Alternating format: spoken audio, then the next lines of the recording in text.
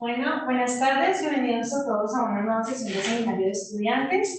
El día de hoy nos acompaña Denise Díaz con su plática Binucleos por trayectorias monocromáticas. Denise es salvadoreño, para explicarles un poquito. Realizó sus estudios de licenciatura en matemáticas en la Universidad de Guanajuato, en la cual participó en la Olimpiada Internacional de Matemáticas IMO durante los años 2015, 2016 y 2017, y actualmente se encuentra realizando sus estudios de maestría aquí en el CIMAT, en la maestría de Matemáticas Básicas. Entonces, pues, les doy la palabra a Denise. Muchas gracias por acompañarnos hoy y espero que disfruten la plática. Muchas gracias. Muchas gracias al comité organizador por la oportunidad de dar esta plática. Este es un trabajo conjunto con Isaías de la Fuente y Miguel Herrones de la Universidad de Guanajuato y la doctora Teresa Roxer, aquí en CIMAC, y del doctor Miguel Icona de la Universidad. Bueno, entonces, la plática se va a dividir en tres partes. La primera consta de definiciones básicas, preliminares, motivación y la definición de la estructura de binúcleos por trayectorias monocromáticas.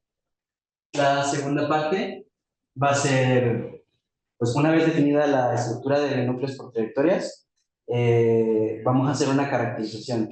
Que ya tenemos una gráfica bicoloreada, entonces, pues preguntar qué tiene que cumplir para que tenga un binúcleo. Y igual la tercera también es una caracterización, pero ahora, digamos, la primera parte tenemos digráficas que ya tienen una coloración, pero en esta vamos a tener digráficas en la que la pregunta es si existe una coloración con la que sí tenga un binúcleo. Ahorita pasamos a eso.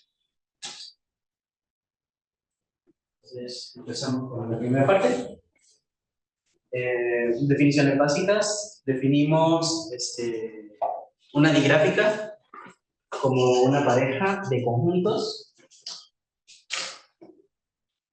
BDD y ADD, donde BDD va a ser un conjunto distinto del vacío que tenga cardinalidad finita, y a este conjunto le llamamos el conjunto de vértices de la digráfica, y ADD va a ser un subconjunto del producto BDD, o sea, van a ser parejas ordenadas de vértices, pero no admitimos que hayan parejas de la forma V, V, o sea, donde estos son los lazos, ¿no? Entonces aquí no permitimos que haya lazos, pero si se fijan en la definición, sí permitimos que, si tenemos una flecha de un vértice a este vértice, sí permitimos que esté la otra, aunque usualmente no. Bueno, en los ejemplos que voy a dar, ninguna va a tener ese tipo de casos, pero sí se permite. ¿Ok? Y a ADD le llamamos el conjunto de flechas de la diagrama. Ok, entonces aquí tenemos una representación gráfica de una digráfica. Si se fijan, tenemos, estos de aquí son los vértices, van a ser los números 0, 1, 2, 3, 4, y las flechas van a ser estas de aquí. Pero, digamos, esto solamente es una representación gráfica, lo que es la digráfica son los dos conjuntos. Donde el conjunto de vértices va a ser 0, 1, 2, 3, 4, y el de flechas van a ser 0, 4, 2, 0, 2, 1. Pero justo aquí el 0, 4 va a ser una flecha que salga del 0 y llegue al 4, ¿no? Digamos, así estamos haciendo la representación. Y la pareja 2,0 va a ser una flecha que salga de 2 y llegue al 0. Okay. Ahora un poquito de motivación. Vamos a ver de dónde sale todo esto de los núcleos. En principio los núcleos sirven para resolver, bueno, sirven como aplicación a teoría de juego.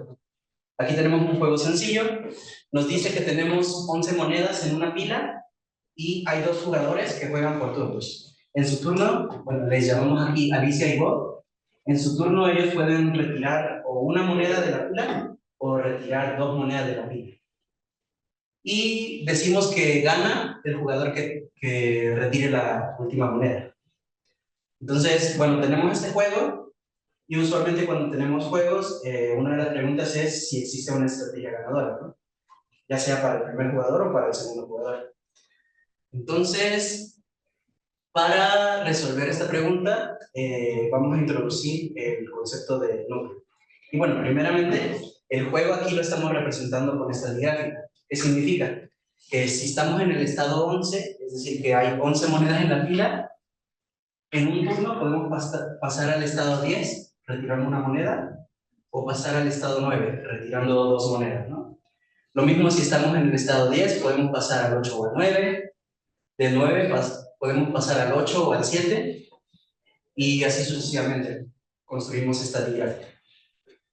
¿Ok?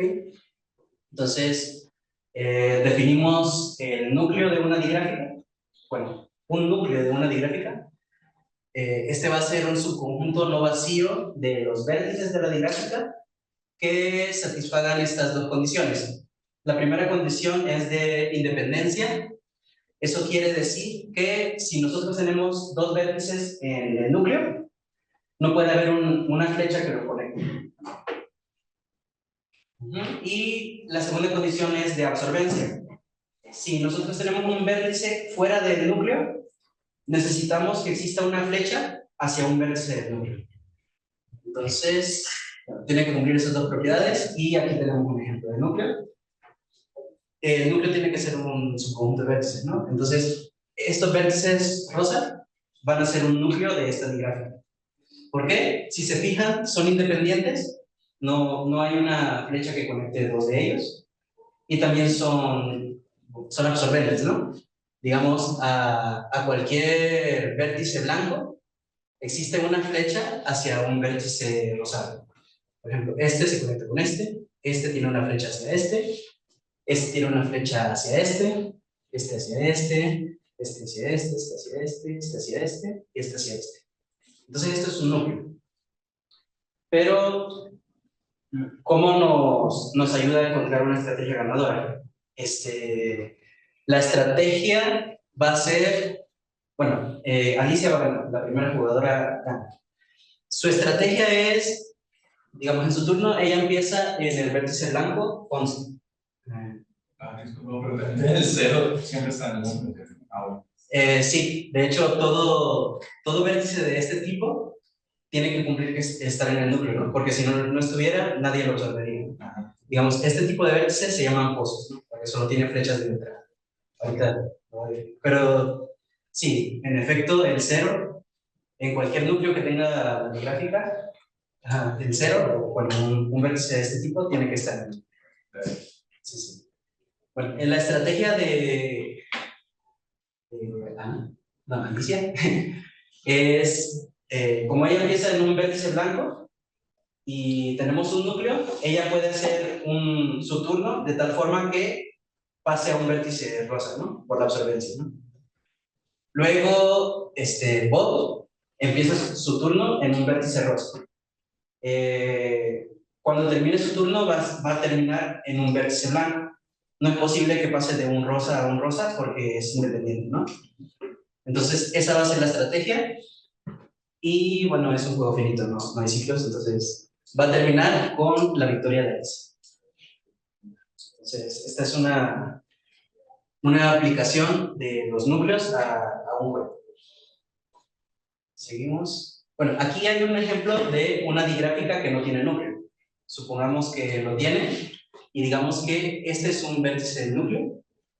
Ok, entonces este es un vértice del núcleo y este de aquí es absorbido por este.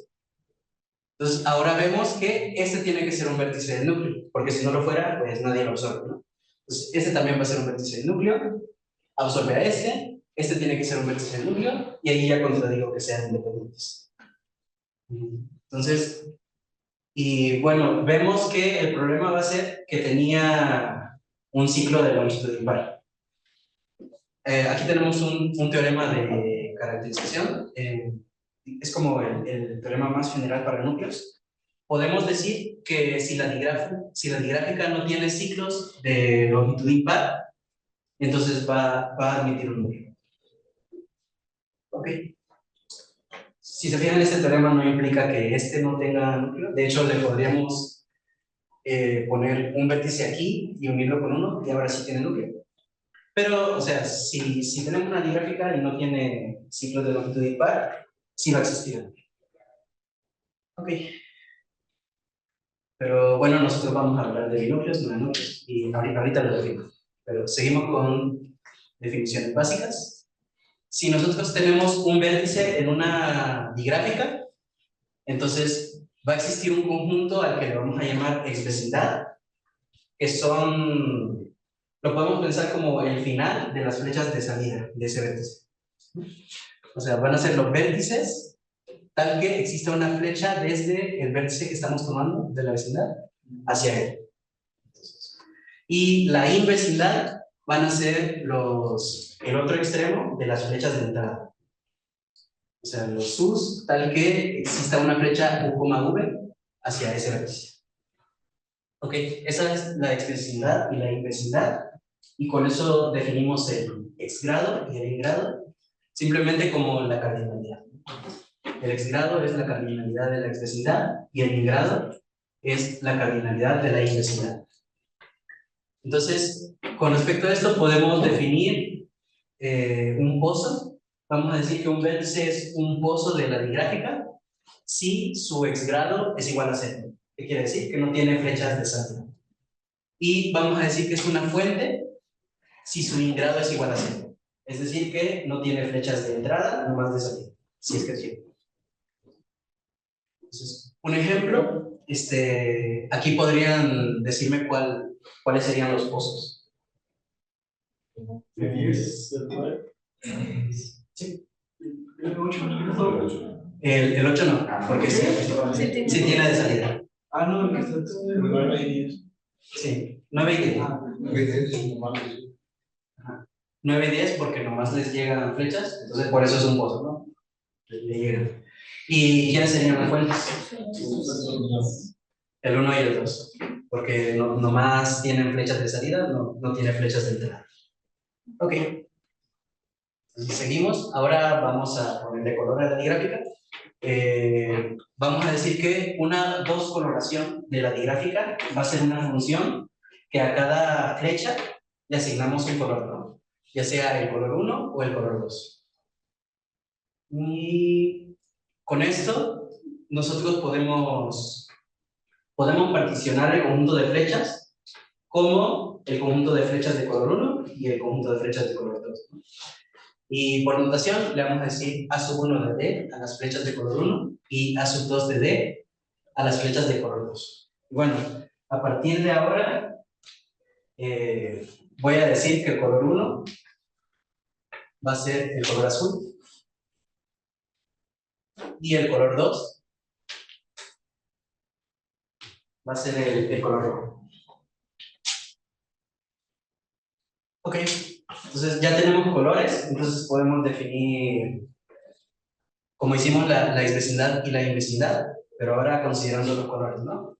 La 1 exvecindad van a ser las flechas de salida de color, bueno, no, más bien el extremo de las flechas de salida del color 1. Y la 1 invecindad van a ser el otro extremo de las flechas de entrada de color 1. O sea, aquí tenemos el vértice, aquí tenemos todas las flechas de salida.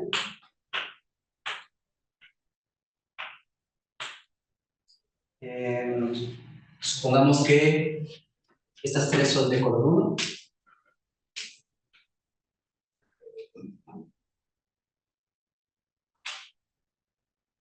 Esta es de color 2. Igual tiene flechas de entrada de color 2 y flechas de entrada de color 1. Entonces, para este vértice, la 1 exvecindad, pues serían estos vértices, ¿no? O sea, no son las flechas, son los vértices. Y la 2 exvecindad sería este vértice de aquí. De igual forma, la 2 invecindad sería este vértice de aquí, y la 1 invecindad serían estos dos vértices de aquí. Ok, entonces, de igual forma que como hicimos con, bueno, podemos definir un oposo como los vértices que tengan 1 ex grado igual a 0. Es decir, que no tengan flechas de salida de color 1. Y una 2 fuente como los vértices que no tengan flechas de entrada de color 2. Ok. Entonces, si se fijan, nosotros podemos fijarnos en la digráfica inducida por el color 1. ¿Qué quiere decir esto? Solamente las flechas de color 1. Y ahí un 1 pozo va a ser simplemente un pozo de esta digráfica inducida. A ver, pongo esta digráfica como ejemplo. La digráfica inducida va a ser que nosotros solo nos fijemos en las flechas azules. Las flechas rojas no van a existir en ese caso. Entonces, en esa digráfica inducida, nosotros nos preguntamos quiénes van a ser los pozos, y esos serían los 1 pozos. Igual si nosotros solo nos fijáramos en las flechas rojas, borrando las azules, nos fijamos quiénes son las fuentes, y esas van a ser las 2 fuentes. Y solo defino 1 pozo y 2 fuentes, en vez de 1 fuente y 2 pozos, porque estas no me sirven. Las que van a ser significativas son los 1 pozos y las 2 fuentes. Entonces, en este caso, ¿me podrían decir quién sería un 1 pozo? 7, 10. 7, 10.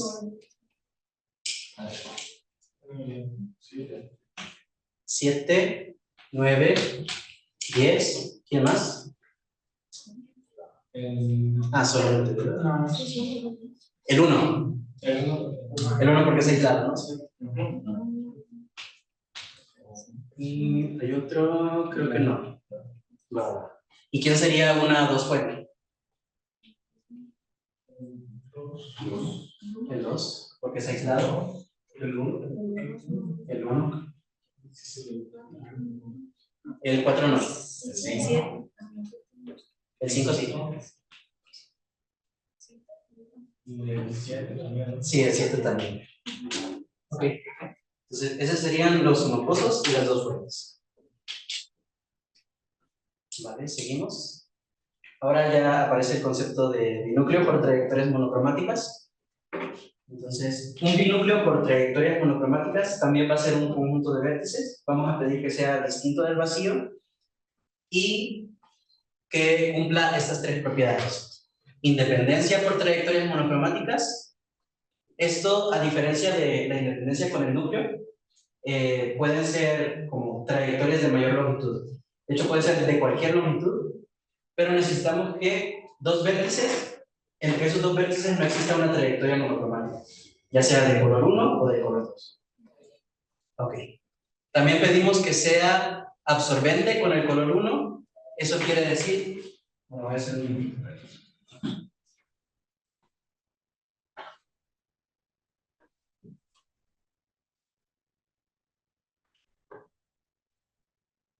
Para nosotros el binúcleo es un subconjunto de vértices, ¿no?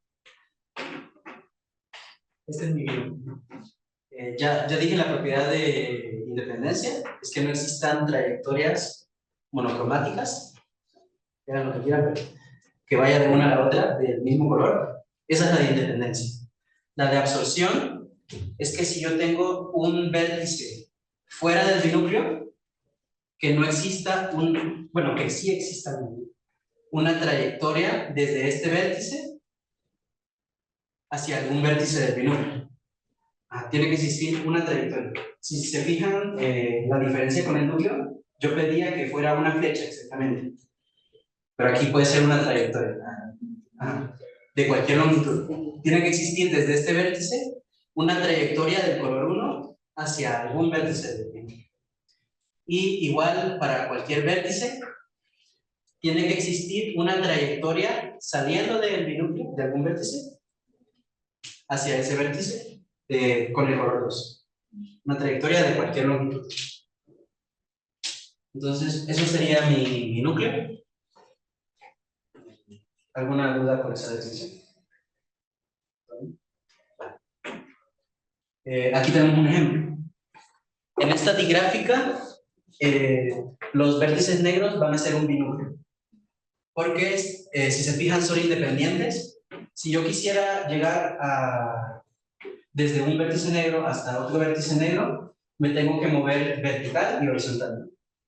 Pero vertical es moverme con el color rojo y horizontal es con el azul. Entonces, cualquier trayectoria que los conecte ocupa los dos colores. Entonces es independiente. Y absorbe con el color 1, porque justo, ¿no? Me muevo con el color 1 hacia algún vértice negro. Ya los absorbí. Y domino con el color 2. Igual, cualquier vértice, yo puedo salir de un vértice negro y llegar hacia él. Entonces eso es un binúcleo por trayectorias monocromáticas. Por ejemplo, el vértice de arriba, está arriba, ¿cómo llega? Ah, no, es alguno de acá. Sí, alguno, no todos. Sí. Algunos. ¿Otra pregunta? Entonces ese es un binúcleo. Bueno, primer lema. Nosotros vamos a decir que un vértice crítico va a ser un vértice que sea o un unoposo o una dos fuente, como ya nos definimos, ¿no? Entonces, el lema va a ser que si nosotros tenemos una digráfica, la cual tiene al menos un binúcleo, entonces los vértices críticos tienen que pertenecer al binúcleo. Ok. Bueno, o sea, el lema suena mejor así. Nosotros vamos a probar la contrapositiva, que es si nosotros tenemos un vértice que no pertenezca al binúcleo, entonces este no puede ser crítico. Entonces, fijémonos en un vértice que no pertenece al binúcleo. Entonces, por la propiedad, tiene que existir una trayectoria de color 1 hacia el binúcleo y una trayectoria del color 2 desde el binúcleo. ¿Pero eso qué significa? Este de aquí tiene una flecha de salida de color 1. Entonces, no puede ser un unoposo, ¿no? Porque ya le salen de color 1. Y este de acá también tiene una flecha de entrada del color 2. Entonces no puede ser una dos fuente porque sí le entran flechas de color 2. Entonces, si no estás en el binúcleo, no puede ser. ¿Ok? Entonces, ese es el lema. Ahora vamos a hacer unos casos particulares. Vamos a ver cuándo una trayectoria tiene binomio. Entonces, una trayectoria va a ser una digráfica que tenga un conjunto de vértices y voy uniendo por flechas, ¿no? Vértice 1 con vértice 2, vértice 2 con vértice 3, y así. Entonces, esta trayectoria solo va a poder tener binúcleo si la cantidad de vértices es impar y la coloración es alternada, de la forma 2, 1, 2, 1, 2, 1. Entonces, demostremos eso. Para eso hago algunas observaciones. Suponiendo que en mi trayectoria yo tengo un binúcleo y me fijo en la primera flecha. Aquí tengo vértice 1 y vértice 2. Ok. Entonces, vértice 1 y vértice 2, si esta flecha fuera de color 1, ambas son dos fuentes. ¿Por qué? Porque delta 2 menos de V2 es igual a 0 y es igual a delta 2 menos de V1. ¿Sí? Este de aquí claramente no tiene flechas de entrada de color 2 y este de aquí también no tiene flechas de entrada de color 2 porque su única flecha de entrada es de color 1.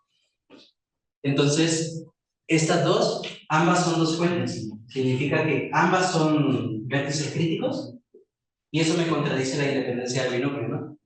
Porque yo sé que los vértices críticos están en el binúcleo. Entonces, la primera flecha no puede ser del color 1. Otra observación, la última flecha no puede ser del color 2. Prácticamente por la misma razón, más que aquí, estas dos, ambas son unoposos, porque no tienen flechas de salida de color 1. Entonces, igual, dos vértices críticos con una trayectoria que los conecta.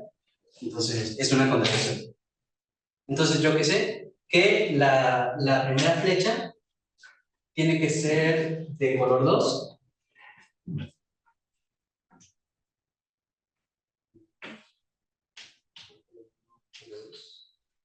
Y la última flecha tiene que ser de color 1, si es que quiero tener número. Pero otra observación, dos flechas adyacentes, dos flechas consecutivas, no pueden ser del mismo color. Va a ser parecido. Para estas dos son dos fuentes, porque no tienen flechas de entrada de color 2. Y si fueran ambas rojas, entonces estos dos son monoposos. Estas dos serían las dos fuentes, y estos dos serían los unoposos, porque no tienen flechas de salida de color 1, son de color 2. Ok, entonces aquí también llegamos a una contradicción, por lo tanto, no van a haber flechas consecutivas del mismo color, y ya con eso, perdón, ya con eso tengo la coloración que quería, ¿no? Empiezo con el color 2 y voy alternando 1, 2, 1, 2, 1, 2. Ok. Entonces ya, al menos ya sé la respuesta para trayectorias. Veamos otro ejemplo. Para ciclos va a pasar prácticamente lo mismo, ¿no? Voy a necesitar que mi coloración sea alternada, ¿no? 1, 2, 1, 2. Entonces, sí, es prácticamente lo mismo. Como no tengo vértice de inicio o vértice de final, ahí no hay distinción. Ahora vamos a verlo en general. La pregunta es, si yo tengo una digráfica bicoloreada, ¿qué propiedades tiene que tener para que exista un binómio? ¿Ok? Entonces, primero hacemos un caso particular, porque va a ser más fácil. Supongamos que nuestra digráfica no contiene ciclos dirigidos monocromáticos. Entonces, tenemos bueno, también primero una definición, ¿no? Vamos a decir que un vértice va a ser súper crítico si cumple al mismo tiempo ser un unoposo y una dos fuente. ¿Ok? Entonces el teorema nos dice, si D es una digráfica bicoloreada sin ciclos dirigidos monocromáticos, entonces D tiene un binúcleo, sí, solo sí, todo vértice crítico es supercrítico.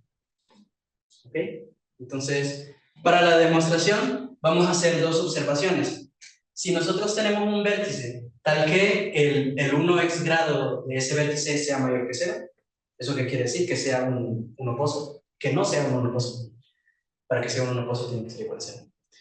Si nosotros tenemos un vértice que no es un unoposo, entonces va a existir una trayectoria de color 1 hacia un unoposo. Y de la misma forma, si nosotros tenemos un vértice que no es una dos fuente, va a existir una trayectoria de color 2 desde una dos fuente. Aquí está la representación. Si tenemos este vértice de aquí, que no es un unoposo, tiene que existir una trayectoria de color 1 hacia un vértice que sí sea un unoposo. Y si tenemos un vértice que no sea una dos fuente, tiene que existir una trayectoria desde una dos fuente hacia ese vértice. Entonces, ¿cómo demuestro yo eso? Prácticamente lo que voy a hacer, si yo estoy en un punto que no es un unoposo, entonces eso significa que tiene flechas de salida de color 1, ¿no? Entonces avanzo, y ahora me pregunto, ¿estoy en un unoposo? No, entonces tiene flechas de salida de color 1, avanzo, y me hago la pregunta, ¿no? ¿Estoy en un unoposo? No, pues avanzo de nuevo.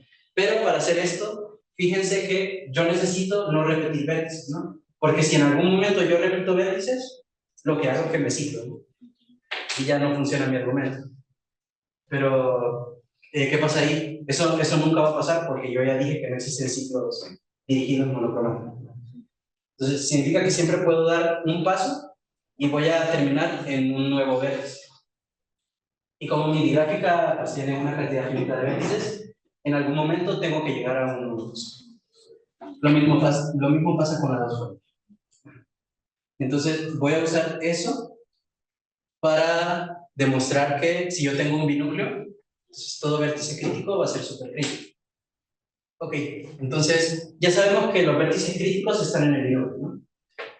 Entonces, supongamos que nosotros tenemos un vértice crítico que no es supercrítico. Si no es supercrítico, entonces tiene que pasar que o no es un unoposo o no es una dos fuente. Entonces ahí vamos a tener la contradicción, porque si no es un unoposo, yo tengo una trayectoria monocromática de color 1 hacia un unoposo. Entonces, yo llegué a un unoposo, es decir, a un punto crítico. Y yo partí de un punto crítico, que no era un unoposo, pero sí era una dos fuentes, ¿no? Entonces, yo estoy conectando dos puntos críticos por una trayectoria monocromática y eso no puede pasar, porque contradigo una de las hipótesis de binomio. Entonces, yo no puedo tener una dos fuente que no sea un unoposo y tampoco puedo tener un unoposo que no sea una dos fuente. Por lo tanto, todo vértice crítico tiene que ser supercrítico. Y ahora para el regreso, si yo tengo una digráfica bicoloreada en la que todo vértice crítico es supercrítico, para demostrar que tiene binúcleo, de hecho puedo decir quién va a ser el binúcleo. Puedo tomar el conjunto de todos los vértices críticos y esos van a ser el binúcleo. Entonces, ahí yo tengo que probar las propiedades de binúcleo, ¿no? Tengo aquí todos los vértices críticos.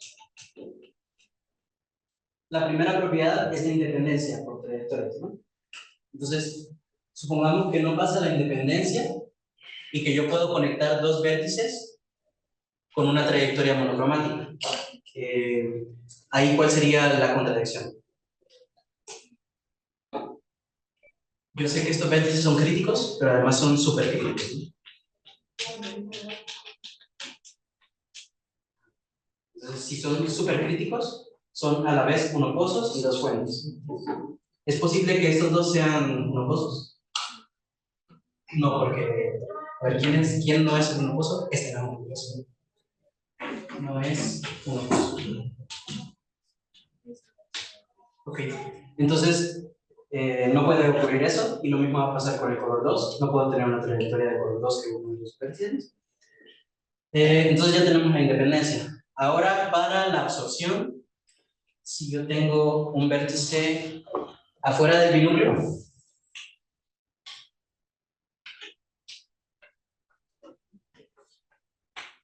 que no es crítico, o sea que ni es un unoposo ni es una dos fuente.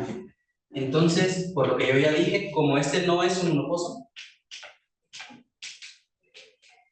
existe una trayectoria de color 1 hacia un unoposo, o sea que termina en el binúcleo. Y como, lo mismo, como no es una dos fuente, entonces existe una trayectoria desde una dos fuente hacia ese vértice. Entonces se cumplen las propiedades del binúcleo. Y de hecho puedo demostrar que este binúcleo va a ser único. No va a existir otro conjunto que sea un binúcleo. Ok. ¿Dudas hasta aquí? Bien. Vale. Entonces ya sé caracterizar, bueno, ya sé saber, ya sé discernir cuando una gráfica bicoloreada, si no tiene ciclos monocromáticos, si tiene un binúcleo. Ok, entonces ahora vamos al caso general. Supongamos que sí tiene ciclos dirigidos monocromáticos. Para resolver este caso, para resolverlo lo que vamos a hacer es, vamos a dividirlo por clases. ¿En qué sentido? Si yo tengo dos vértices, o sea, vamos a definir una relación de equivalencia.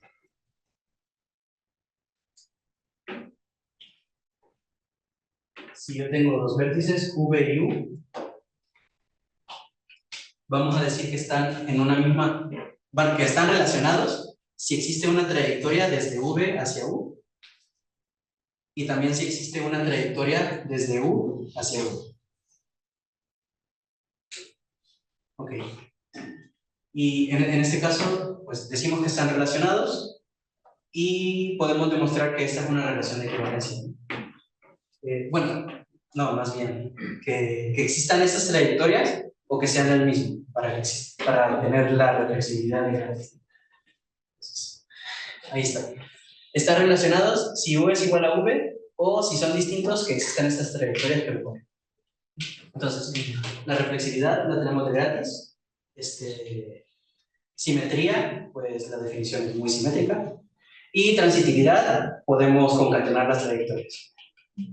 Okay. Lo mismo podemos hacer con el color 2, definir una relación de equivalencia con el color 2.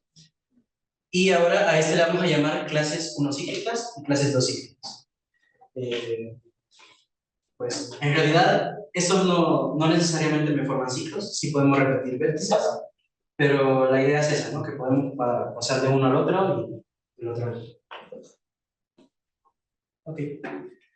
Entonces, ya que nosotros tenemos estas clases con la relación de equivalencia, vamos a definir un orden ahí. A ver, creo que eso sería bueno.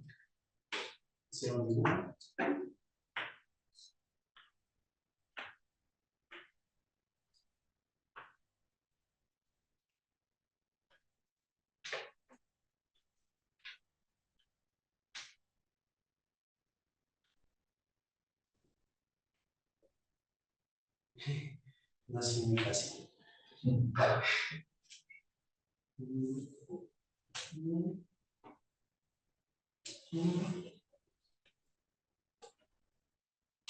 Entonces, en este caso, ¿quiénes serían las clases monocíclicas?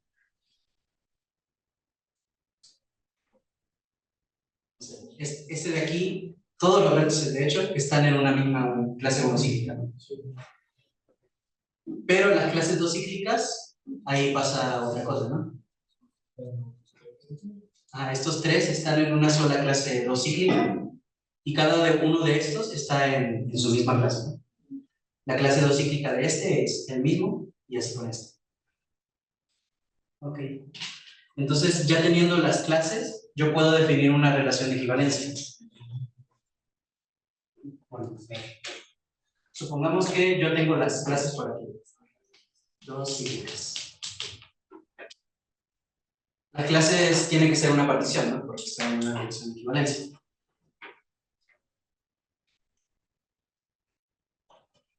Si yo aquí tengo la clase U, por aquí tengo el vértice U, y aquí tengo la clase de V, por aquí tengo el vértice V, entonces lo que va a pasar es que yo voy a decir que U es menor o igual que V, la clase de U, es menor o igual que la clase de V, si yo tengo una trayectoria desde U hacia V. Pasando por, igual y pasa por otras clases, pero llegando hacia V. Entonces, esa va a ser la relación. Yo voy a demostrar que estas relaciones son órdenes parciales. Eso pasa, primero, reflexividad. Yo la tengo porque di la posibilidad de que sean iguales. Entonces, la relación es reflexiva. También tengo transitividad. De la misma forma, yo puedo concatenar, ¿no? Si yo tengo la clase de U menor o igual que la de V y V menor o igual que la de W, entonces existen estas trayectorias, las concateno y ya tengo transitividad. Y para antisimetría, si yo tengo que U es menor o igual que V y V es menor o igual que U, tienen que ser iguales, porque como definí yo esta relación, con el U menor o igual que V, yo tengo esta trayectoria para acá. Pero con el V menor o igual que U, yo debería tener una trayectoria para acá, y entonces en realidad son la misma clase.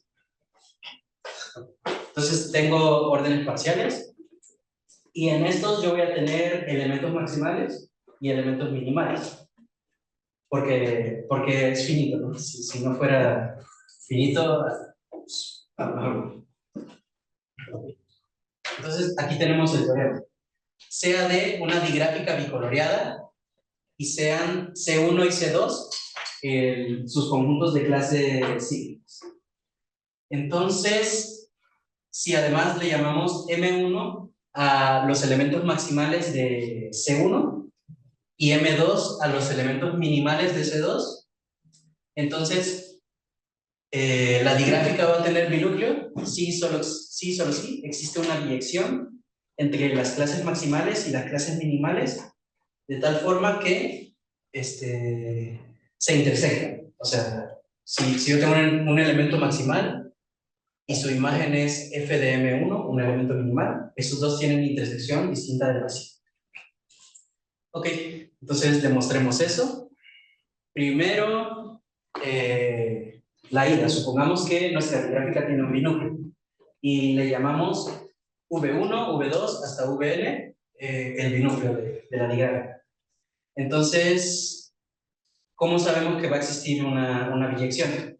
Primero, lo que tenemos que notar es que si nosotros tenemos una clase cíclica maximal, no, a ver, para el 1 es maximal, para el 2 es minimal. Si tenemos en el 2 una minimal, supongamos que esta es minimal.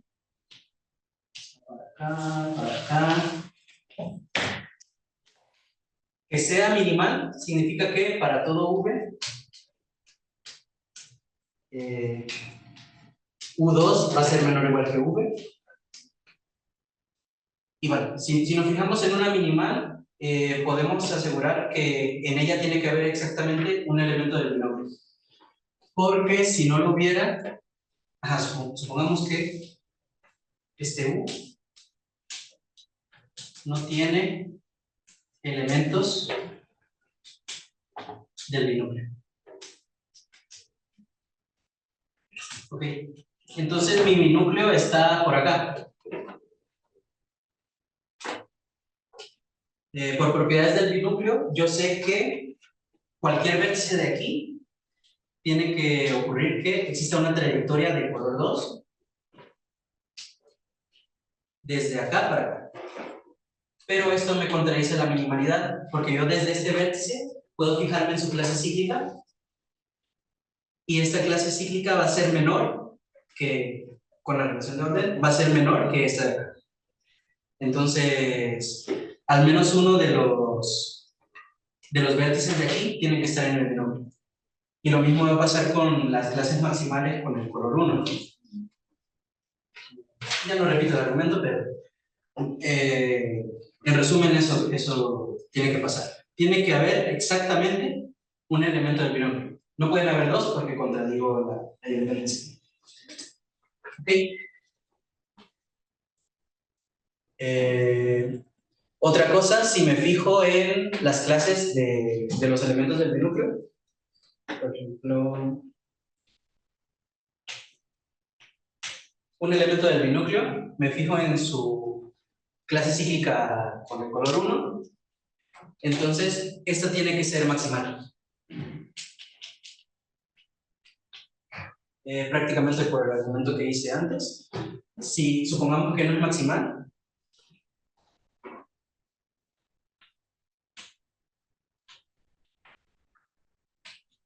si no es maximal y como estamos en un orden infinito, entonces tiene que haber un elemento maximal que sea mayor que él. Entonces tiene que haber, existe U sub 1, elemento maximal,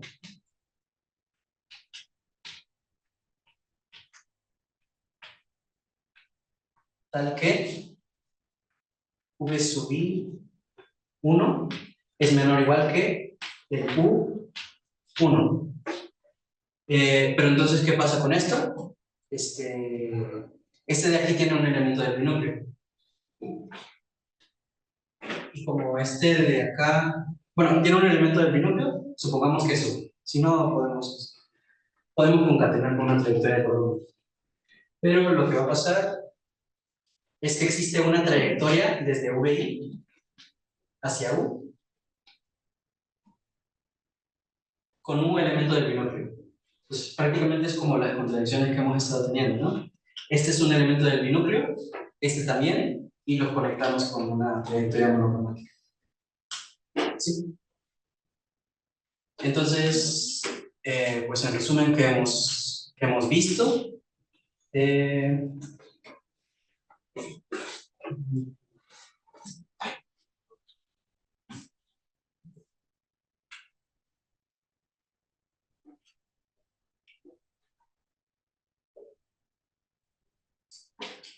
nosotros tenemos el binúcleo V1, Vn. Si nos fijamos en las clases cíclicas, V1 hasta Vn, entonces cada una de estas clases cíclicas es maximal. Además sabemos que toda clase maximal tiene un elemento del binúcleo. Entonces esto significa que todas estas son todas las clases cíclicas maximales con el color rojo. Entonces esto es M1. Y lo mismo va a pasar con el color 2. Si tomo las clases cíclicas con el color 2, entonces esto va a ser justo M2. Y de aquí tengo la conexión, ¿no? Este elemento maximal yo lo puedo asociar con este elemento minimal, ¿sí? Entonces ya tengo la bilección y tienen intersecciones distintas al vacío, ¿no? Porque en la intersección está el VI. Entonces ya tengo la ida. Entonces, a ver, el regreso. No sé cómo voy. Para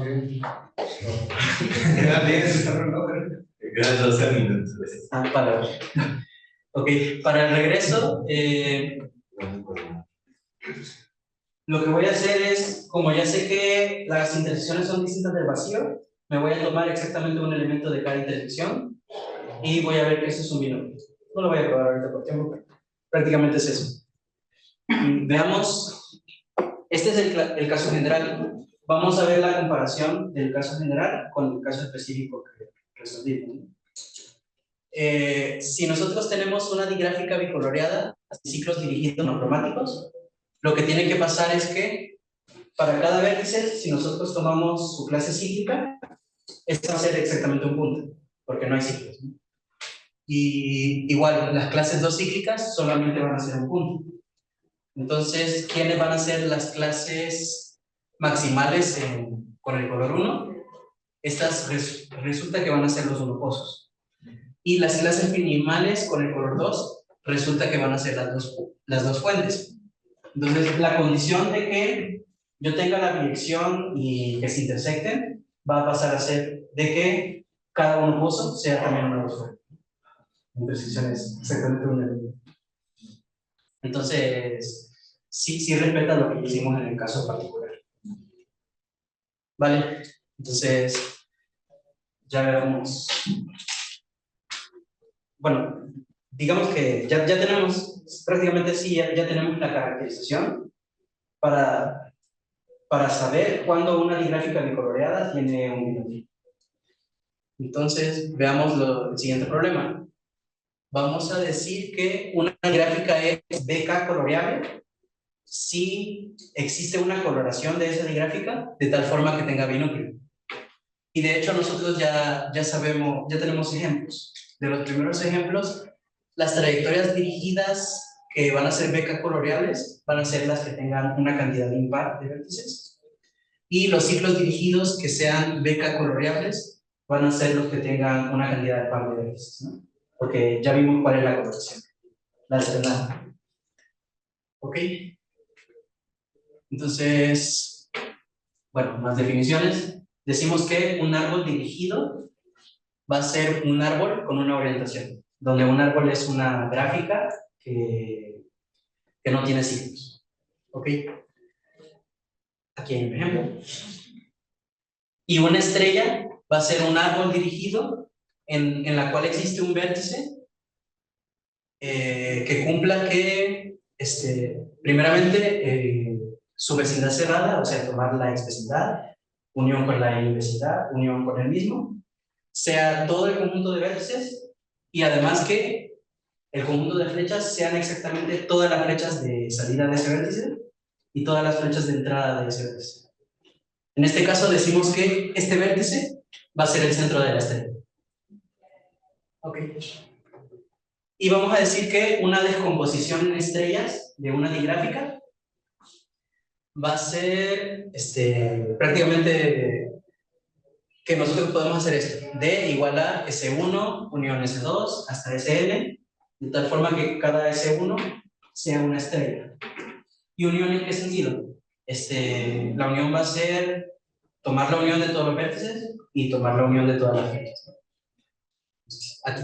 Y bueno, además necesito que ninguna estrella comparta flechas. Entonces, aquí tengo un ejemplo de una descomposición en estrellas. Esta rosa es una estrella, esta amarilla también es una estrella, esta verde es una estrella y esta violeta también es una estrella. Ok, entonces tengo este resultado. Si yo tengo una digráfica sin ciclos dirigidos, entonces, uy, ahí no le puse beca. D va a ser beca coloreable, sí, solo sí, tiene una descomposición en estrellas. Entonces, ¿cómo pruebo yo esto? Si es beca coloreable, entonces existe una coloración con la que tiene un binomio, ¿no? Tomo esa coloración y lo que voy a tener entonces es una digráfica sin ciclos dirigidos monocromáticos que tiene binomio. Y por los resultados anteriores, yo sé que lo que debe cumplir es que todo vértice crítico sea supercrítico. Entonces de aquí me voy a tomar con esta coloración los vértices que no sean críticos. Y voy a decir que estos van a ser los centros de las estrellas. Entonces, lo que voy a hacer por cada CI,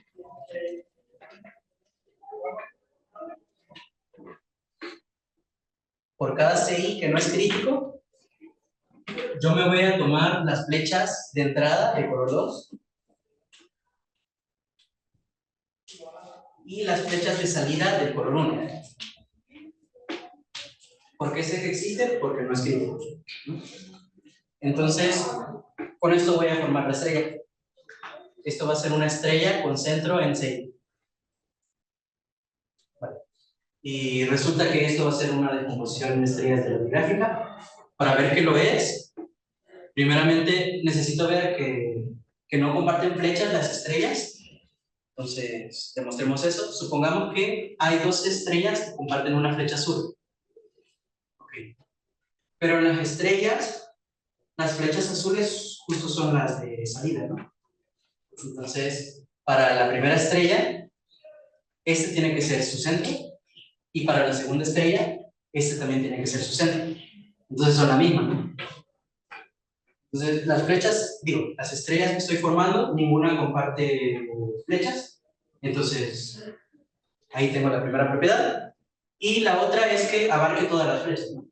Entonces, para ver eso, yo me fijo igual, primero en una flecha azul.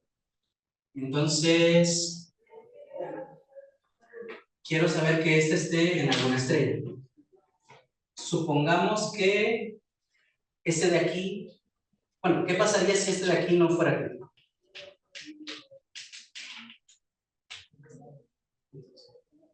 Pues ya está en una estrella, ¿no? Las estrellas las estoy formando con centros de no críticos. Entonces ese caso lo descarto. Entonces este de aquí es crítico. Ok. Pero si es crítico, como yo ya sé que todo crítico es supercrítico, entonces esto es un uno oposo y esto una dos fuente. Pero este no puede ser un uno oposo porque le sale una flecha azul. Entonces, pues llega una contradicción. Por lo tanto, sí, toda flecha azul va a ser el centro de, va a ser una flecha en una estrella. Igual toda flecha roja va a ser una flecha en una estrella. Ok, entonces ya tengo la ida. Obtuve una descomposición en estrellas. Y para el regreso, si yo parto de una digráfica sin ciclos que tenga una descomposición en estrellas, prácticamente lo que voy a hacer es que en cada estrella las flechas de salida las voy a pintar de color 1 y las flechas de entrada las voy a pintar de color 2 y eso va a ser una coloración válida. Esta coloración va a tener un binomio. Entonces, para probar eso, pues voy a probar que todo vértice crítico es una. Si me fijo en las estrellas, en los centros de las estrellas, estos son unoposos y dos fuentes. delta 1 más por 0 y delta 2 menos de V es igual a 0. Si solo considero las flechas que salen en esa estrella, pero es posible que otra estrella esté interactuando con esa, ¿no? Por ejemplo, tengo un centro, tengo aquí otra estrella. Entonces, en este caso, no, de hecho, no, aquí hay algo que es equivocado. Más bien, estas no son ni unoposos ni dos fuentes. Delta 2 menos es mayor que 0, porque si le entra, delta 2 más es mayor que 0. Entonces, de hecho, la interacción con las otras estrellas aquí no va a importar, pero los que yo quiero ver, para estos no importan porque no son críticos, pero ¿qué pasa si yo tengo uno que sí es crítico? Vale, los centros de las estrellas no son críticos. Entonces me voy a fijar en puntos que no sean centro de ninguna estrella. Que no sean centro de ninguna estrella.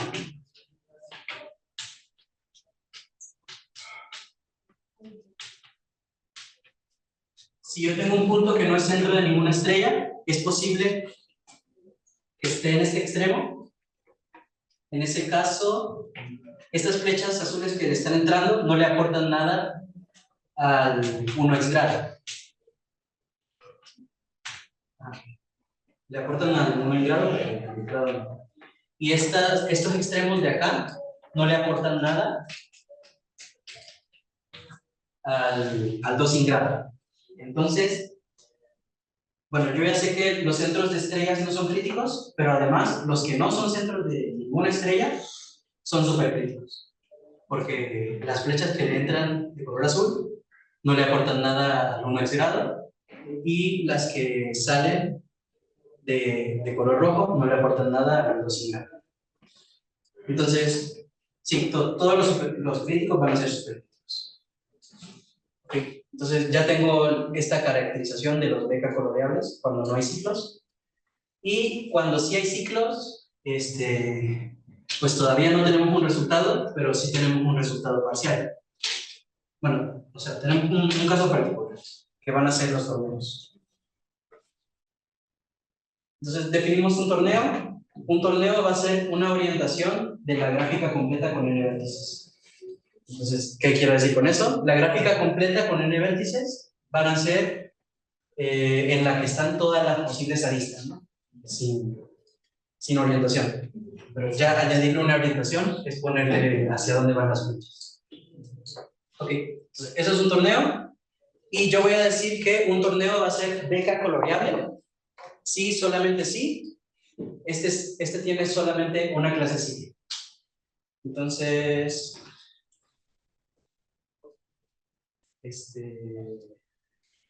ya se acabó el tiempo. ¿Tú sigues?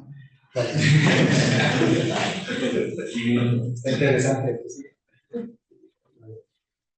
Entonces, primero la isla. Supongamos que sí es beca coloreable. Entonces existe una coloración con la que tenga binúcleo. Y de hecho podemos ver que si yo tengo un binúcleo, ese tiene que constar solamente de un vértice. Porque si yo tengo dos vértices, no va a poder ser independiente, porque existe una flecha entre ellos dos. Entonces, tengo un binúcleo el cual consta de un solo vértice. Entonces, ¿cómo voy a saber yo que el torneo sea una sola clase cíclica? Para ello, pues, uso la propiedad de binúcleo.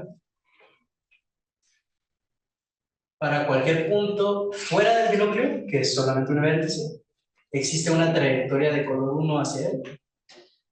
Y igual existe una trayectoria de color 2 hacia él. Entonces ahí ya sé que todo vértice fuera del binúcleo está en su clase cíclica. Entonces el torneo consta de una sola clase cíclica. Ahora para el regreso, supongamos que nuestro torneo tiene solamente una clase cíclica. Esta prueba está un poco complicada, pero voy a dar la idea de la demostración. Lo que voy a hacer es tomar un vértice que tenga ingrado máximo. No, ingrado mínimo. Es decir, que le entren la mínima cantidad posible de flechas. Entonces, con este vértice con ingrado mínimo, si ese ingrado no fuera igual a 1, de hecho no puede ser igual a 0, porque en ese caso tengo más de una clase cíclica, ¿no? Si fuera 0, significa que todas las flechas salen de él, y entonces este vértice es su propia clase cíclica, y las demás están por aquí. Ok, entonces, como mínimo puede ser 1. Entonces, si tiene ingrado mayor que 1, voy a llegar a una contradicción,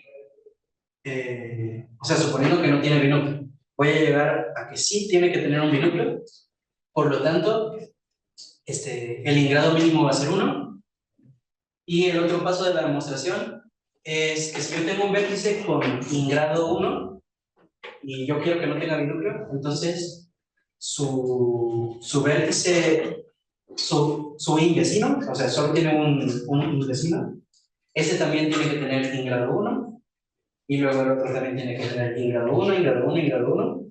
Entonces, ahí llegó una contradicción, porque de hecho me van a quedar este que tiene ingrado 1, entonces tiene un invecino. Este también tiene ingrado 1, entonces tiene un invecino. Y este también va a tener ingrado 1, pero me puedo fijar que este de aquí, todas sus flechas diferentes de estas son de salida. Entonces esta flecha va hacia acá. Entonces yo voy a tener aquí un triángulo donde estos vértices tienen ingrado 1, significa que las demás flechas van de salida. Y ahí tengo una contradicción porque esto va a ser una clase cíclica y lo de acá pues tiene más clases cíclicas. Entonces de hecho ahí está el problema. De hecho no puse esa propiedad, pero necesito que mi núcleo tenga mayor o igual que 4 vértices. Porque si tuviera 3 vértices, pues no llego a la contradicción aquí. Y de hecho, el ciclo de longitud 3, ese no tiene binúcleo, a pesar de que es solamente una clase C.